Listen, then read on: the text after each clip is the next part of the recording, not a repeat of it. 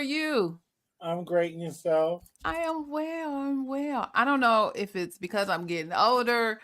These short weeks, these weeks where we got that we don't start till Tuesday, seem longer than a regular 5-day week. I don't understand. I don't know. See, I had to work Monday. Oh, I'm like, what is happening? Or is it, I don't know, just stuff just seemed to be extra this week from all sides, just extra, extra. Well, how was your week? It was good. I'm glad it's over, but it was You, good. I can't you complain. know, you know. Yes, yes, yes. Hey, crafty coder, how are you? How are you?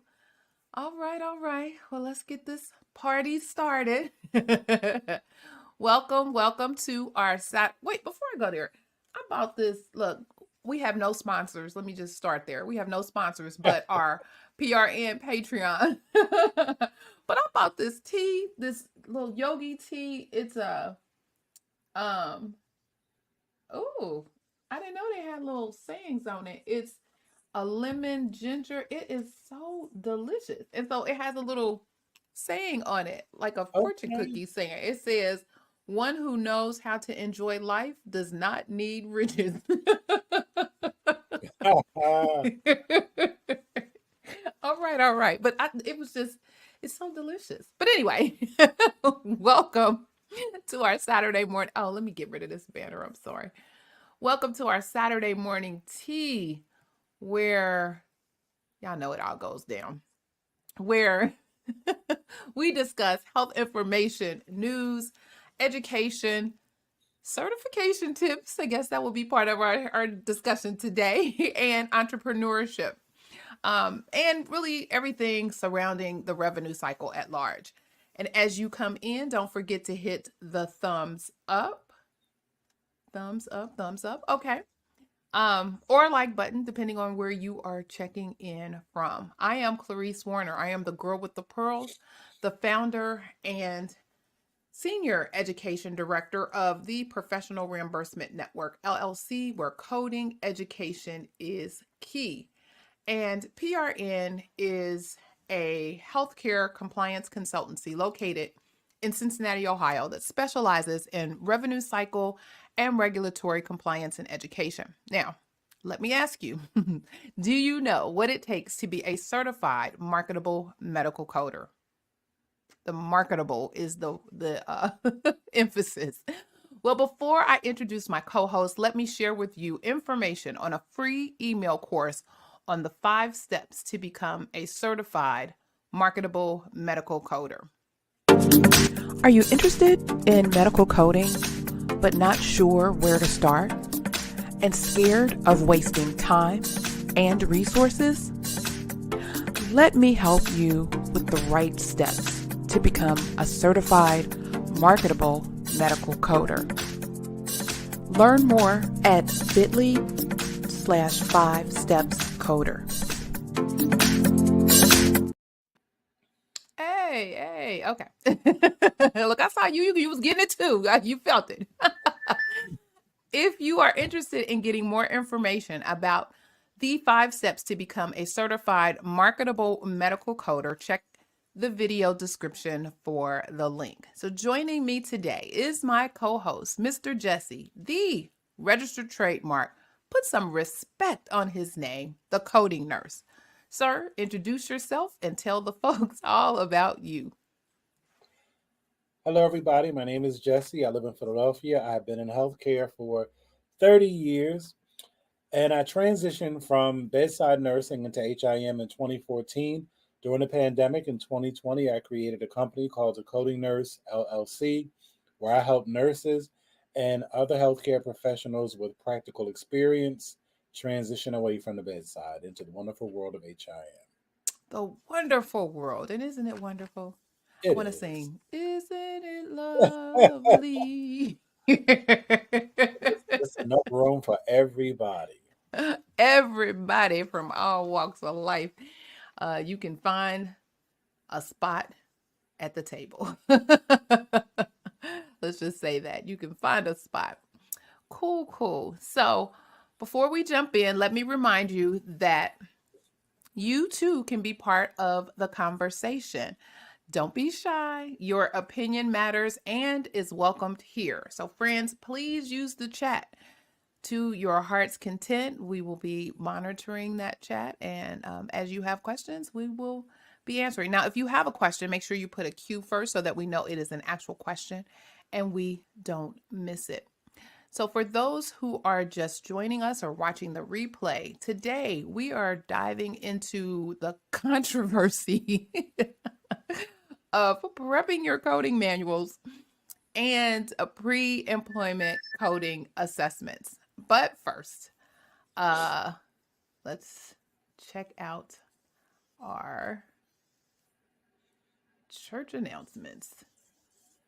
Yes. Yes. Yes.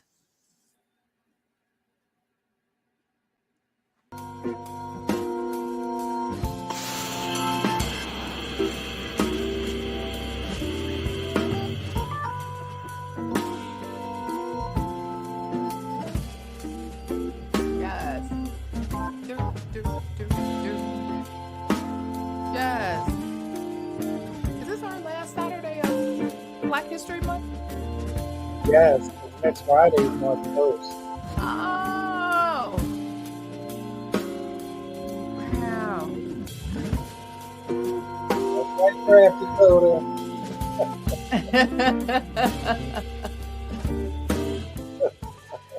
Got the thug or the usher hands. The usher hands. Yes.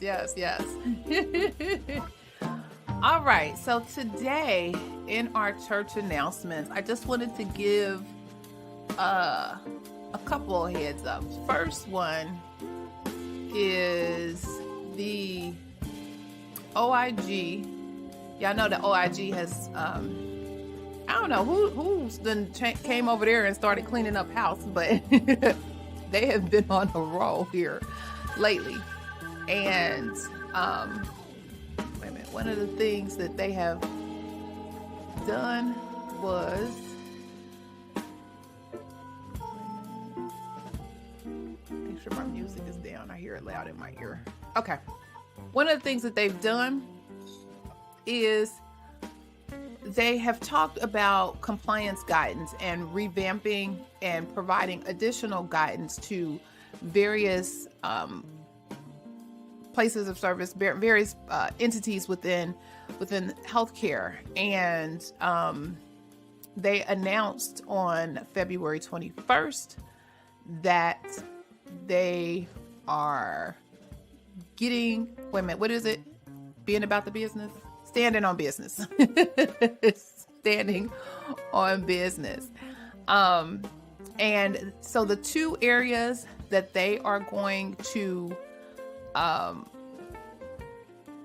double down on with compliance guidance is Medicare Advantage and nursing facilities. They intend to publish these guidance documents in 2024. Following that, they anticipate looking at hospitals and clinical laboratories. And then they're always looking for feedback related to any of these industry segments before the publication comes out. So you can always reach out to them at compliance@oig.hhs.gov. I'm chuckling about the Medicare Advantage because I don't know if you know, but there is a huge debate going on regarding Medicare Advantage feeling like they don't have to follow the traditional CMS guidance that apply to Medicare. They feel like they special and they don't have to do it. And pretty much just refusing. So I think that is funny. Probably why they decided to put them first in making sure that they understand that no, you're not a rogue on your own entity and you got to comply like everybody else. Mr. Jesse, you have anything on that? I just can't wait because, Medicare Advantage has been doing its own thing for a while. So we're going to see what happens. Right. I'm like, well, They just out here. They just out here. Like we just gonna be who we are and do what we do, like it or not. And then the other thing, if you are involved in any behavioral health or substance abuse in that part of healthcare, the final rule for 42 CFR Part 2 came out, and that deals with the confidentiality of records. There's some heavy hitters in there. So make sure if that's your wheelhouse that you check that document out. I'll probably do a video on the hot topics related to that. Right now, I believe the guidance or the final rule is effective. I should know this because it's my birthday, April 16th, 2024. But the compliance date isn't that, like, they gave them a whole 2 years. So you don't have to be in compliance, quote unquote, per se, until 2026. Well, I won't say that. It's not that you don't have to be in compliance. They won't come checking for your compliance until 2026. Let's say it that way. Oh. But yeah, so those are the two church announcements I had. Mr. Jesse, did you have anything? No. I want to get on this. I can't wait till we get to this coding book thing.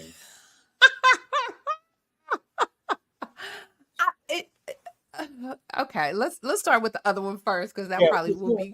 Save it. Just go with your schedule. But because I feel like that was gonna be the one that's gonna we're gonna have a lot to say. Yes.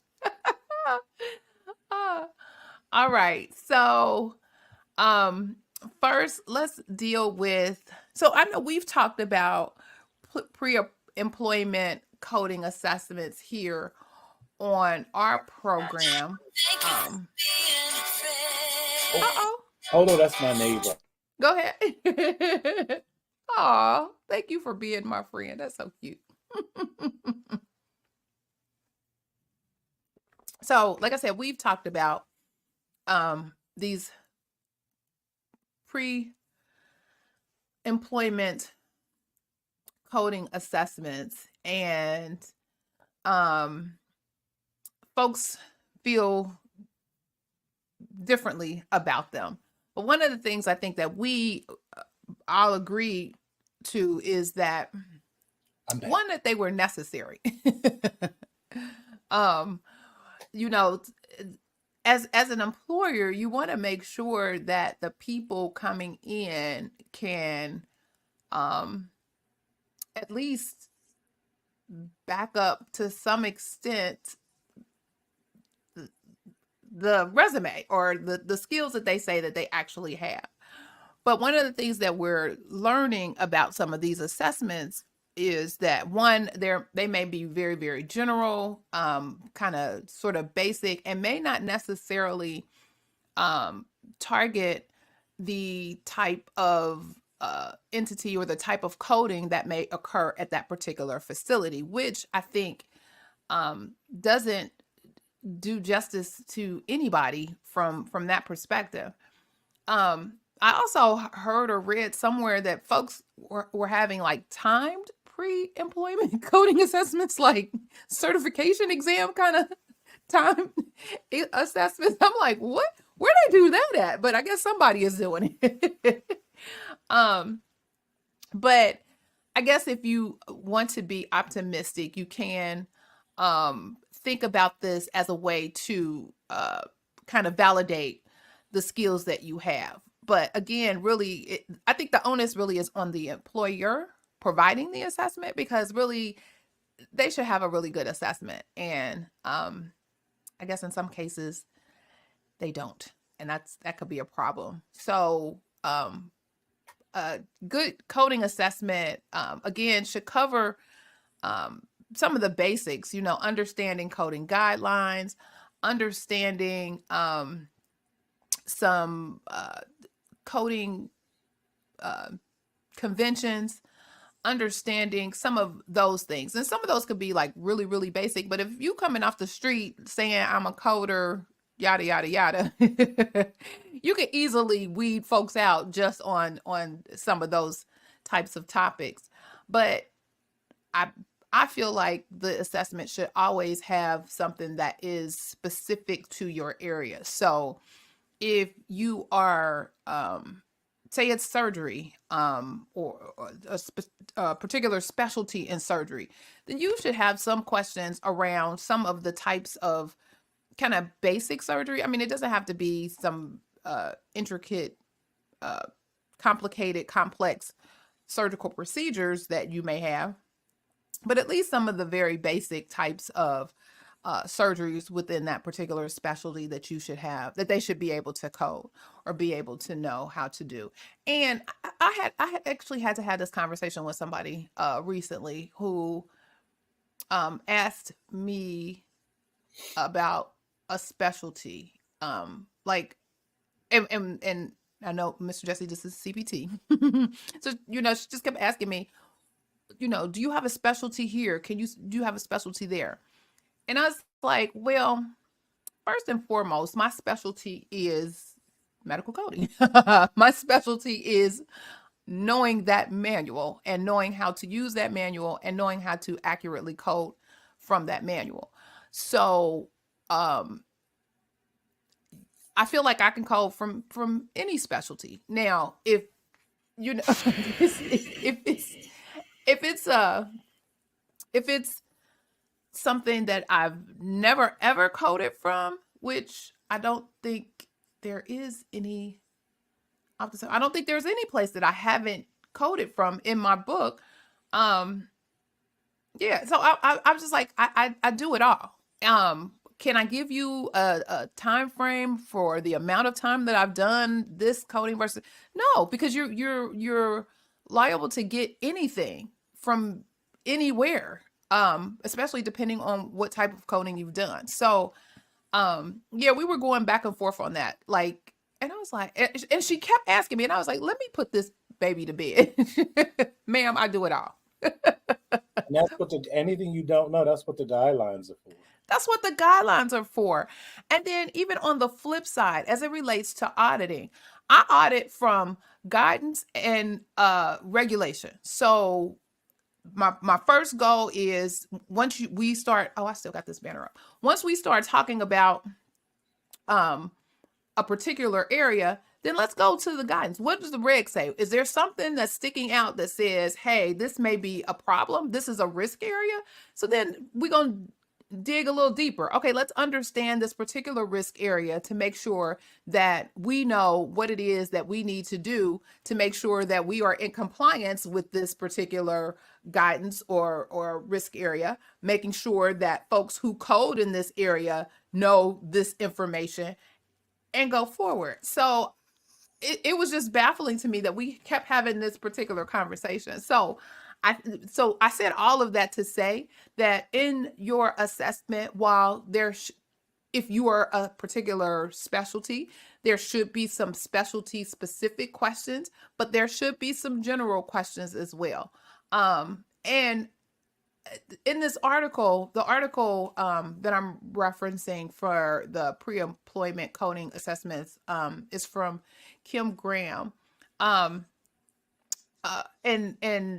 she talked about how you can use this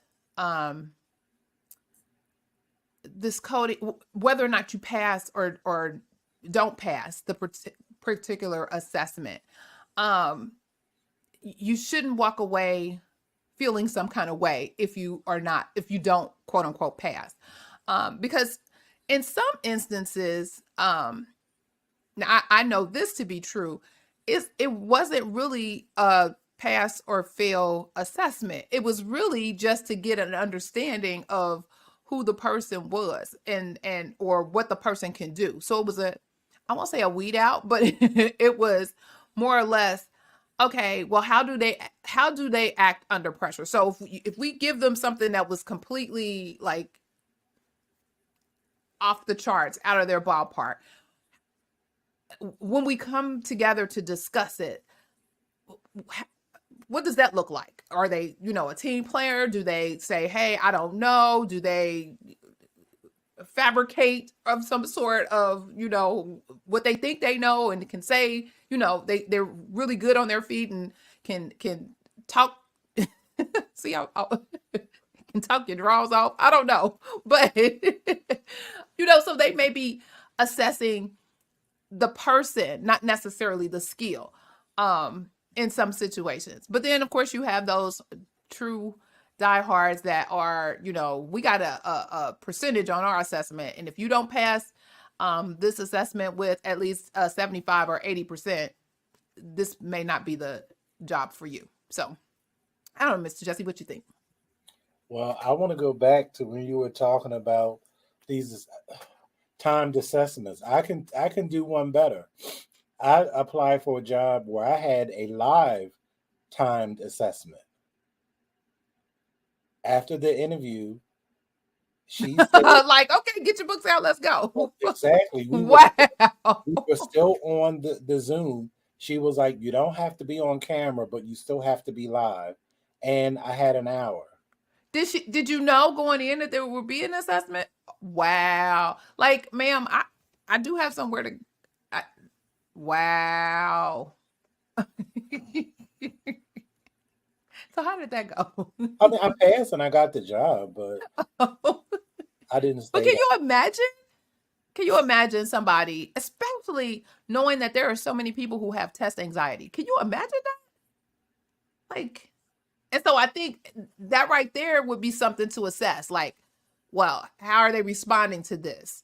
What is it, even though you're not in the room, but what is the energy that you're getting based on now I'm springing on a coding assessment right now, right here? I don't understand. And then also, like all coding assessments are not created equal.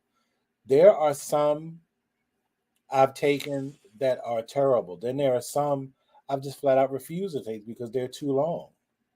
I don't. I think that people need to be there. There, if you because if you don't know how to do it, then you need to find somebody who can write you some some coding questions to figure out what it is you're trying to figure out. That's There right. should be no. I think 20 questions should be the max, and that's pushing it. That is pushing it. But I no, I there was one exam I had 60 questions. I'm not doing that. Oh I'm my just no way. God. Like, what There's is no way. that? So, and then even if you get a certain score, there's no guarantee that you'll pass. I have taken. I remember two times I took an assessment test and got a 100 and didn't get hired. So what are you looking for? What are you looking for? What was the purpose of that assessment? Exactly. Did they come back to you and follow up? No. See, so that's just time in my life that I can never get back. Wow. Wow. Yeah. So I don't know. These folks, again, I hear the one side where it's, oh, we can't find um, good quality certified coders. But then you see all these people who are saying, I've applied all over the world and nobody is hiring. I mean, the math is not mathing at all. Well, part of the reason why on the side where people say they can't find good quality coders is because they're not paying for good quality coders. You get what Well, you come pay for. on. Come on. Well, there we go. Here's more to the story. There's always more to the story. 'Cause if you pay the right amount, you can find the best person or the That's best true. people. Now That's true. now you cannot expect to get the best with anything that starts with a two. Don't even try it. That's some straight out the green fields. um, who may be willing and able to be coached and trained, and But especially if that's you not the have best. no, but I mean, again, you need to know what it is that you're looking for and be very specific in your job announcement or in your job advertisement to say that, you know what I'm saying, versus, oh, we got this position, you need this, you need that, you need a third, and you ain't coming out the pocket for that need. And but there needs to be allowance for that. And what I have found is like it's just it has just become almost cultural that now they expect people to just be happy to have a job, and regardless of how much you put into it, they're not really people are not properly compensated, especially in the medical field. You have some people who do really well, but specifically medical coding, it's horrible. The pay is horrible, and it doesn't need to be. And then they're the company's answer is to go to get more horrible coders 5,000 miles away for $7 a day. That's not the answer either. Oh, that's not the answer either. Not at all. Um, yeah, there's a lot out there. But just to those who may encounter one of these um, pre-employment coding assessments, just if especially, well, if you know, and maybe you can ask like in the interview or during your inquiry about a particular position, ask up front, hey, do you have a pre-employment coding assessment, so that you know to be prepared if you get if the next step comes for an interview or what have you, that this is something that's coming down the pike and you can be prepared for. um yeah, yeah. And then, like, the last thing I'll say on this subject is screenshot the questions, please. Like, learn how to do that.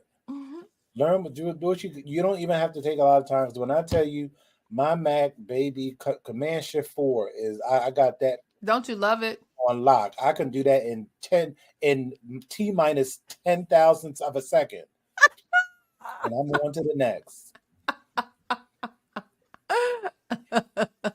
And I just say use it as use it as a learning tool.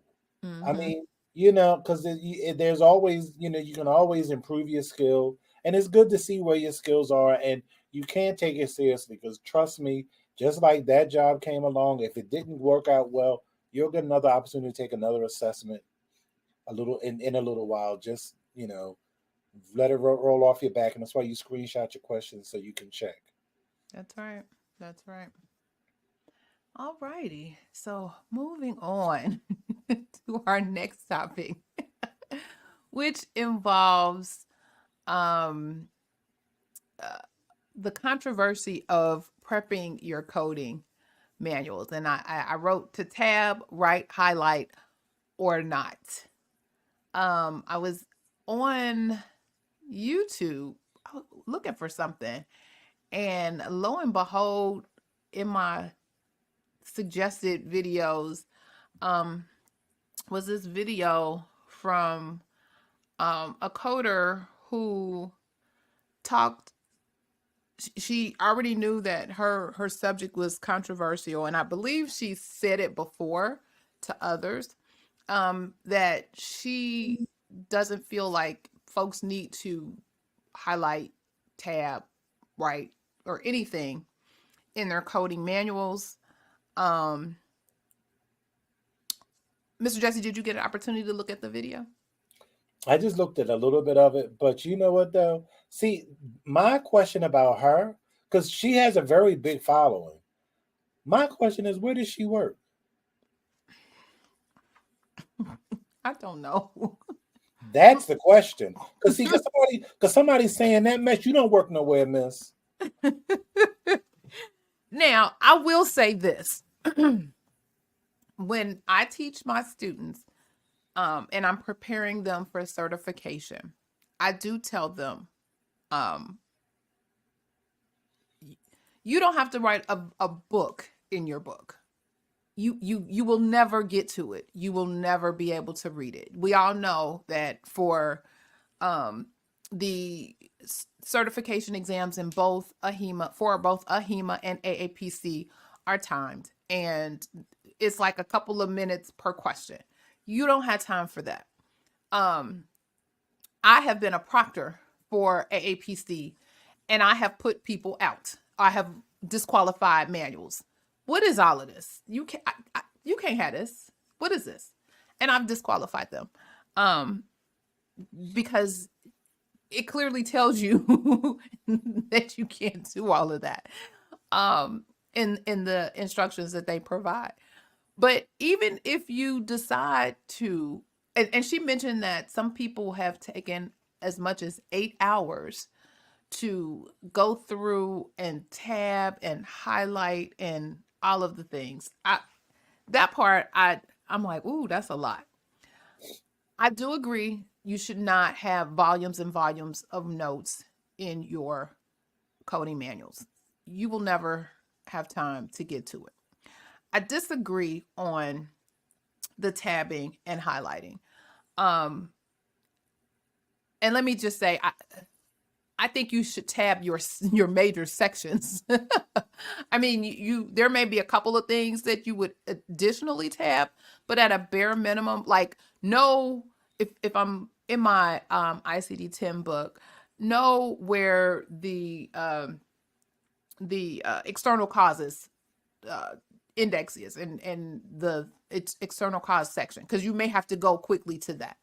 Know where your coding conventions, know where your guidelines are, that type of stuff. So I would tab for that. And CPT comes with actual tabs.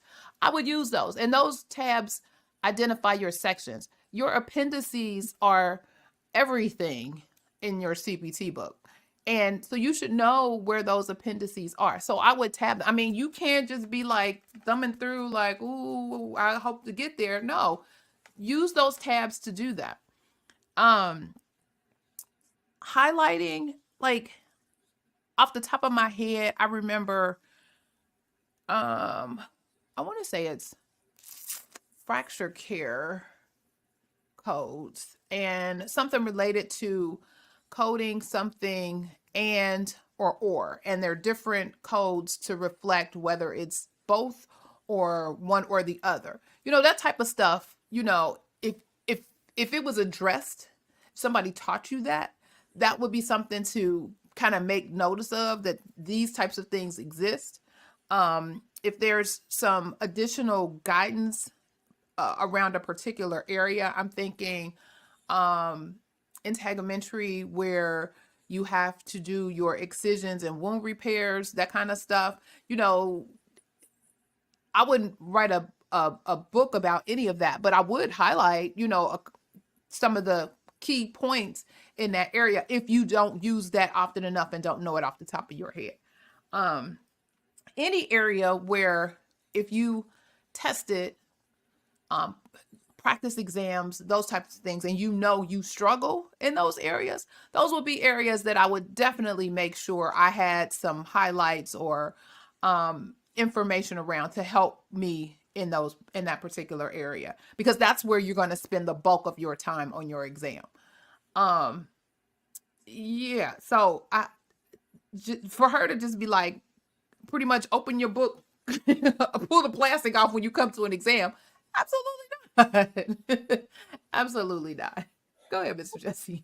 Well, for number one, like for AAPC, you can use tabs, but a HEMA you can't. But when it comes, I've just never in my life heard of a coder saying not to do anything, because I'm gonna like when I took my CCSP, I had done this boot camp with this lady, and I tell you, she used the acronym CHUN, which is circle, highlight, underline, and notate. And just knowing parent and family codes, just having them sectioned off, and having the keywords in there to help you distinguish really quickly. And even like when they do that, one of those is some kind of laryngoscopic thing where it's this with direct visualization with the mirror, without the mirror, or whatever. Mm-hmm. Mm-hmm. Even knowing having that highlighted and knowing which one, can I tell like it took me a while. I'm not going. It took me a while to do it, but when I tell you, it was the best time I ever spent. Because when I tell you, that was the shortest amount of time I ever took in my life to take an exam. For the CCSP, you have 4 hours. I finished that exam in 2 hours and 5 minutes, and I blew that sucker out the water because I had my stuff ready. When Mm-hmm. I got to that question, I'm like, oh, let me go to this section. It was like okay, well, there it is right there. It saved so much time.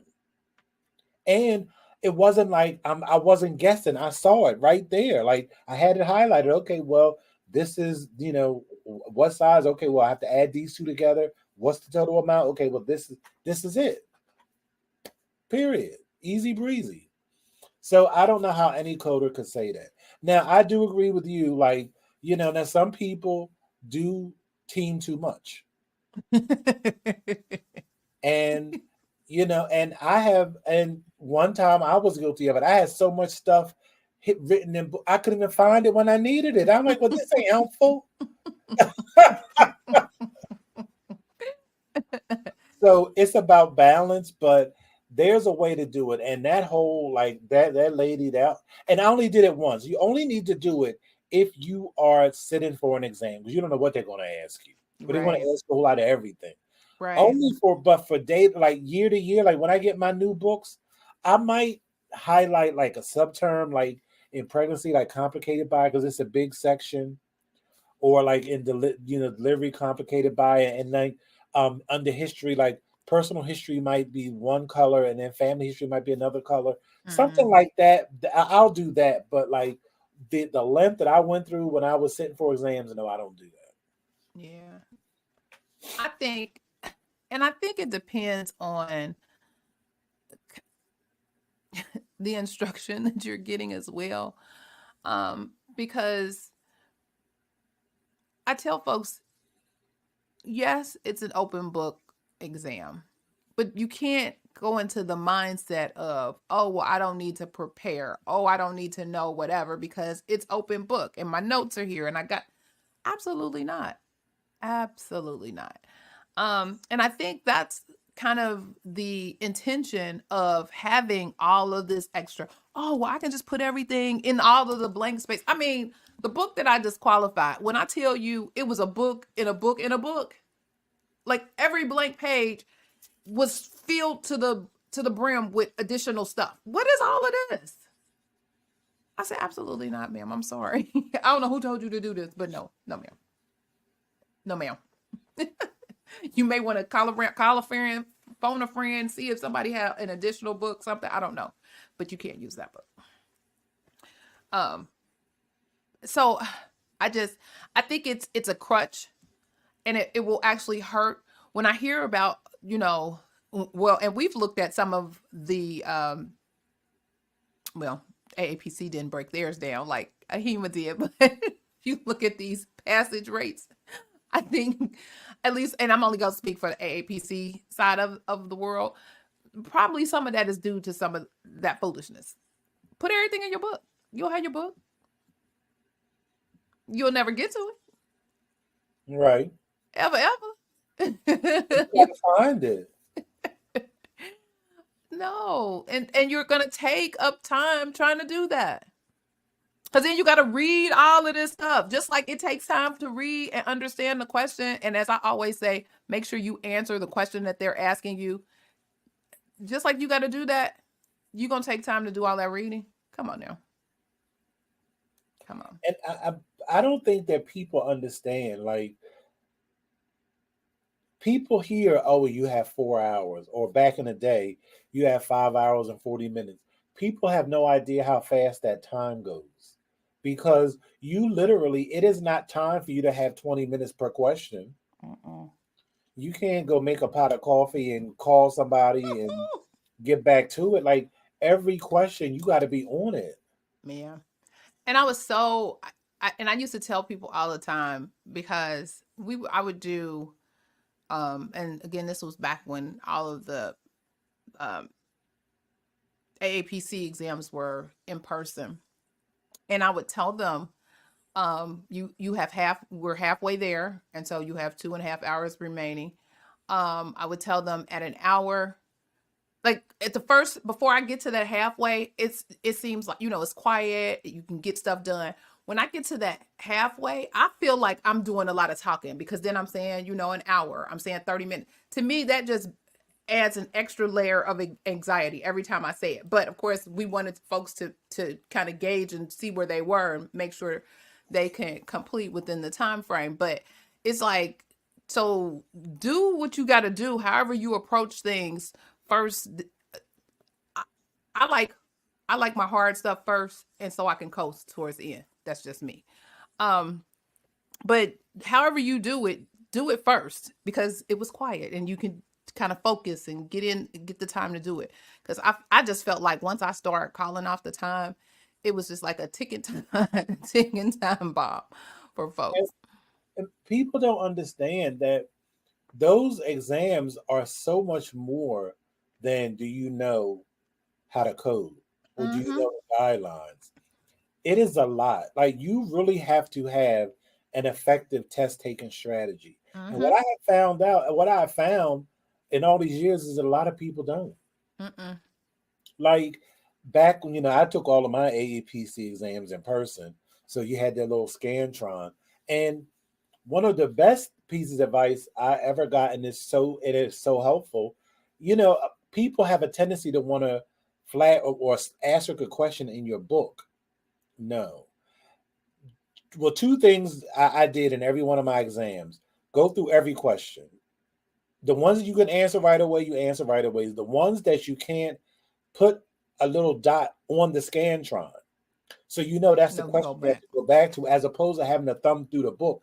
You can go directly to, okay, well, it's question two. Let me go to question two. Okay, well, question 60. You don't have to keep going through to see. All of that just saves time, because if Mm-hmm. it's That's something good. you can answer right away, that all that is building time on the back end for you to get to the more difficult things that you really do need to read through, or really need to analyze, or try to come up with another way to get the answer. And a lot of people don't have a strategy. Like, you have to, and I understand nerves, I get that, but you have to even find a way. You got to just work past that and come up with a way that works. Mm-hmm. That's true. And you should have uh going into this exam, you should already have your strategy down pat. You should know where your problem areas are, because you've done practice exams. You've done enough of them to say, okay, hey, this cardiology, I don't know.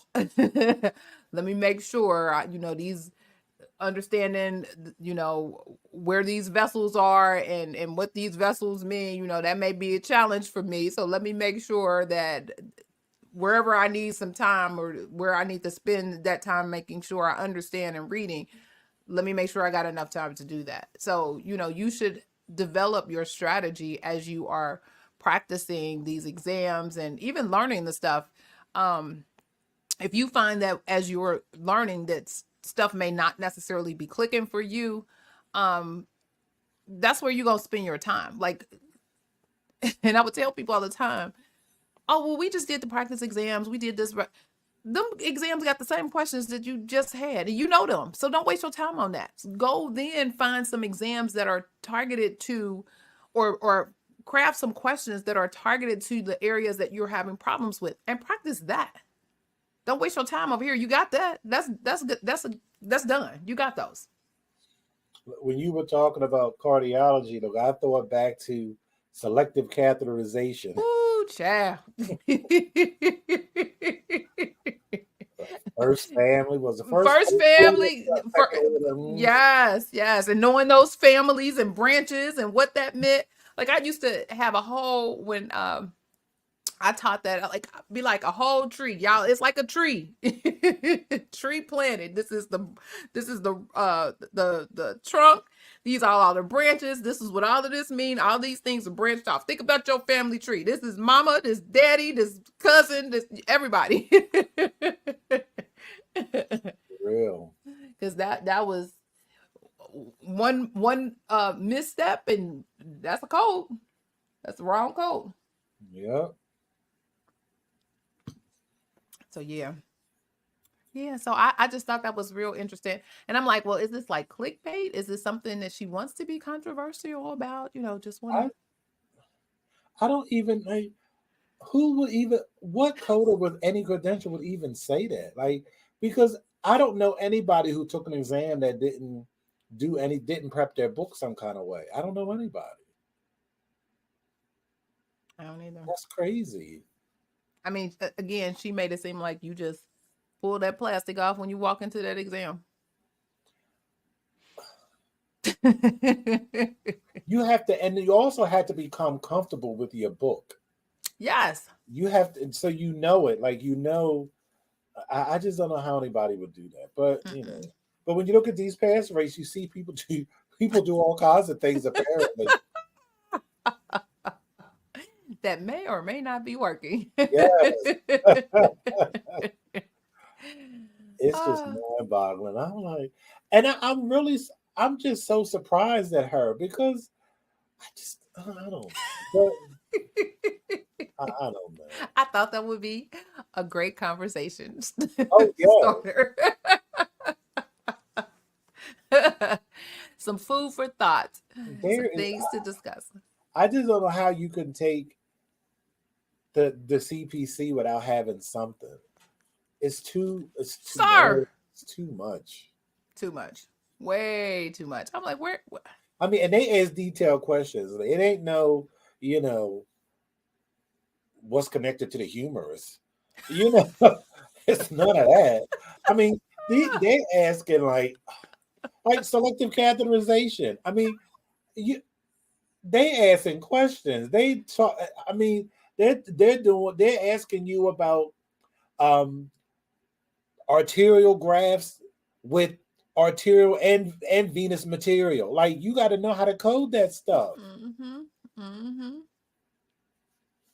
Yep. And then knowing that there is a table in your appendix. If you don't tab that appendix, so you can go and look at them that order, because you ain't You can't memorize. who memorized that? Exactly. Who is memorizing that? Unless you the provider and that's what you operate in and that's what you do on a regular basis. Your regular even your regular clinical person ain't memorizing that stuff. No, because first of all, because the thing about the good part about that table is just based off of what artery they use to access it. That's half the battle because you can only get to certain places through certain With it. stuff, Mm-hmm. but you got to know where to go to even look at that. Yep. Yep. So I don't know. I mean, I guess it's just like everything else in these internet streets. Enter at your own risk, I guess. It's some just folks some folks out here for clicks, I guess. I don't know. apparent. Well, look, I mean, it has always been, but it's really becoming a wild, wild west. Apparently, that's some foolishness right there. Yeah. I saw that like, oh, we gotta I, I, I was clutching the pearls, like, hold up. What she just said? Yeah. It just doesn't. That just doesn't make. And then what she say about the pages? Like if you put the tabs on them, it'll tear the pages. I don't know if you got to that part. That What? yeah, like putting the tabs on it weighs the pages down, and Oh, if please. you could tear the pages. I'm like, wow. See, I'm about ready to ask her to show me her credentials. I need to see the certificate number. I need I need to do some We need verification. receipts. We need receipts. Because that's no No bueno. Yeah. I'm like you. I don't think I've ever encountered. I may have met somebody who didn't tab their book, but I've Right. never met anybody who didn't have any highlights or some notes. I mean, again, when I see people who have volumes, I'd be like, "What you Right. doing?" That's a red flag for me too. What's going on over here? But And they don't even realize that that's not at that point. That's not even helpful to you. mm-mm. You need like quick little info. References or Yeah. whatever to, hey, check out this, or have your own conventions on. Oh, if I put a star here, that means something. That means something. Or if I put a circle here, that means something. Because what I did was I wrote in my book. I wrote adverse effect MMT for manifestation, then the T code. For poisoning, I put T, comma, M, comma, M. So you just know the sequencing. You know Mm-hmm. where the T code goes. Mm-hmm. Mm-hmm. I don't know. Maybe she had an edible or something. I don't know.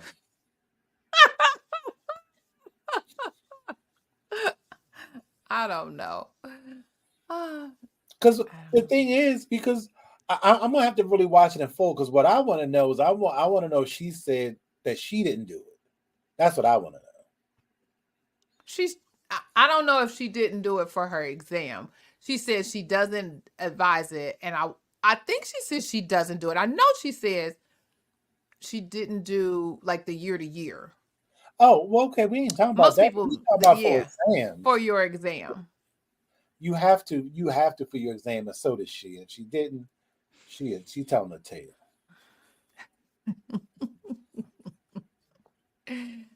They out there in them streets. They out there. So be mindful. Be careful. We tell y'all about being careful with Oh, the programs and the instruction that you get, and making sure you do your due diligence. you talk about vetting a source. Ooh. Ooh. Don't listen to that because you'll definitely be paying for a retake or two. Or two. You be in them comments. This is my fifth attempt. Oh, I feel so sorry for them people when I see stuff like that. I'm like, what is like, going on? like I'm still trying. This is my fifth time. I be like, okay. And they're actually lucky that the AA that coding allows that because in nursing, if you usually a lot of places if you fail the exam, I think it's 2 times you got to take a refresher. They're like, oh no no no, something's wrong. There's a limit, except for I'm not surprised, Alabama. Because I think I might have told you this story. This young lady had reached out to me because she wanted to take my course. Mhm. She had been to nursing school, had finished, but had failed the board 5 or 6 times. I said, "You could take it that many times?" She was like, "In Alabama, you can take it as many times as you need to." I'm like, oh. I'm like, "Well, that's good to know." So she was like, "Well, I think I want to just try to get a coding credential." I said, "No, you'll do no such thing." I said, "No, no, no, no." I said, "You need to find out why you can't pass that test and go take that test and pass it." So I found through my network, I found somebody who tutored nurses, for their NCLEX. And she did. She took it. And the day before Thanksgiving 2 years ago, she found out she passed. Ah, So I said, now if you want to go into HIM, then you could do it. You could go take somebody else's job. here we go. There you go. Yeah, exactly. But oh, and she was trying to go to clinical documentation. I said, well, you want to get some work experience first. Like, you don't want to just jump into that. Like, you want to know what you're talking about. Not go in and take somebody else's job. I cannot with you. See, you nurses, stay over there. No, and I tell you, they are perched to pounce. They They they get are. ready They are. They are. I don't know. and come in and make man. That so I'm not saying nothing else because that's for meeting after the meeting talk. Because that Yes. mm-mm. Oh, that is. And speaking of meeting after the meeting, our PRN Patreon. So if you are interested in getting additional resources and commentary and just information, join our Patreon. The link is in the description box. Very affordable tiers. So come on over and help support. And speaking of the meet after the meeting, we'll have to talk. But Papa Smurf gave me some info this week. Uh-oh.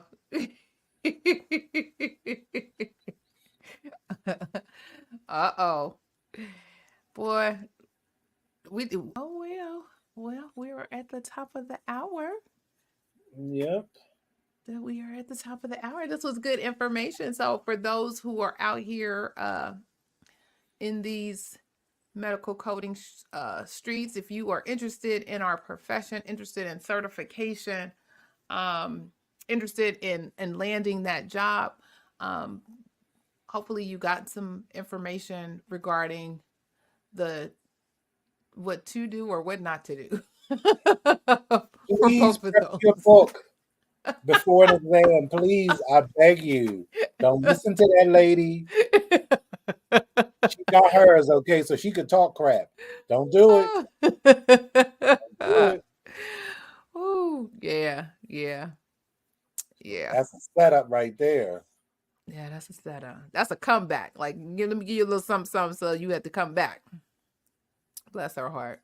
Bless her heart. All right. Well, thank you all again for joining the Saturday morning tea or checking out the replay. Let me ask, was the tea spilled today? I think so. I Definitely think so. was. If You this know what I information, know? go ahead. You know, I know you better get some highlighters from Amazon. In different colors. There you go. Have a strategy. Have a strategy. I think that was the key takeaway. Have a strategy on both of these things. Have a strategy. That includes highlighters from Amazon. Okay? Different colors, okay? Please, please, and thank you.